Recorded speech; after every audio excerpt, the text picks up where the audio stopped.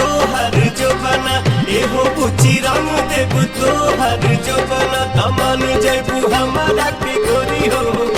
आपन तू सजना मान जैबू हमारा के गोरी हो आपन तू सजना मान जैबू हमारा के गोरी हो आपन तू सजना।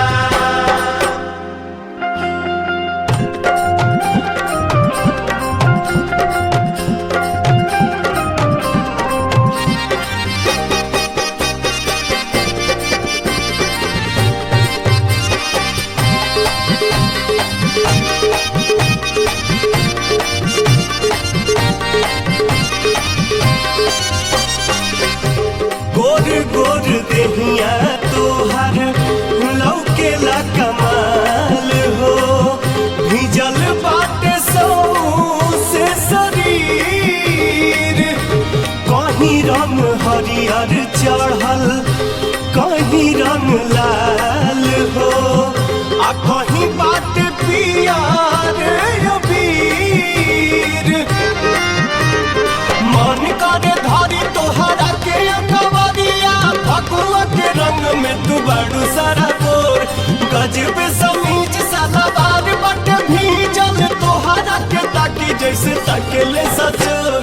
बहिया में आई के तू हमारा पूरा कद सपना एहो पूछी पूरा कद सपना मान जैबू हमारा के गोरी हो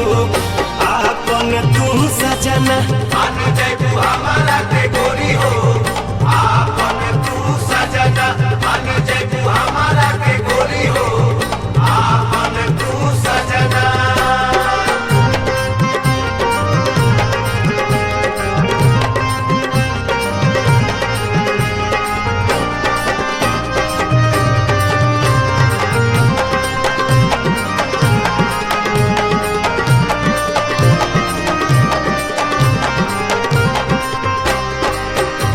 होलिया में हो गइल बाटे गजबे तोहर रूप हो धइल नहीं जाला दिल में धीर मन करे हमहू धाली बहिया में अपना हो चलावा नैनन के तीर सोराहे बारिश के बाइक त जवनिया दूसरे फकुना के दिन मेरा हमारो से आवला गवाला तनी रंगवा याद रही 12 महीना मेरा खन खन बाजे लगी चूड़िया खन खन खन की कंगना एहो सुखी खन खन खन की कंगना मान जैबू हमारा के गोरी हो आपन तू सजना मान जैबू हमारा के गोरी हो